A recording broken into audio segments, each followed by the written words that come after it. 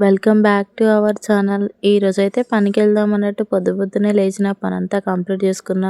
ఇక దీపం అయితే పెడుతున్నా. తీరా పనికెళ్దామని రెడీ అయినో లేదో మా పెద్ద పాపకి ఒకటే వామిటింగ్స్ అవుతున్నాయి. లైట్గా ఫీవర్ కూడా ఉందని హాస్పిటల్కి అయితే తీసుకెళ్దాం అనుకున్నాం. ఇక ఈరోజైతే సాటర్డే కదా, సాటర్డే అని చపాతీ చేస్తున్నా. ఫస్ట్ అయితే బోండాలు వేద్దాం అన్నట్టు మైదా పిండి అయితే నానబెట్టిన తర్వాత పాపకి వామిటింగ్స్ అయినాయి.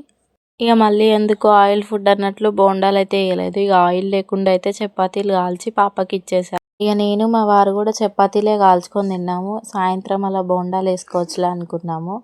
ఇక చపాతీలోకి అయితే క్యాప్సికమ్ కర్రీ చేసుకున్నాం. నేను వీడియోస్ తీస్తున్నా అని ప్రతి ఒక్కరికి తెలుసు. అందులో నన్ను సపోర్ట్ చేసేది మాత్రం 1%. మిగతా 99% ఇద్దరు పిల్లల్ని చూసుకోకుండా దీనికి వీడియోస్ అవసరమా అని సర్చ్ చేసి మరి ఇది ఎలాంటి వీడియోస్ తీస్తుందా అని కూడా చూస్తారు కొంతమంది. ఎంకరేజ్ చేయకపోయినా పర్లేదు, డిస్కరేజ్ మాత్రం చేయకండి.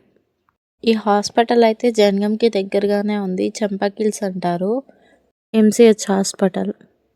ఇక్కడైతే చిన్నపిల్లలకి, ప్రెగ్నెంట్ వాళ్ళకి, మళ్ళీ గైనిక్ ప్రాబ్లం ఉన్న వాళ్ళకి కూడా చూస్తారు. చాలా బాగా చూస్తారు. నేనైతే మా చిన్న పాప అప్పుడు ఇక్కడే చూపించుకున్నా.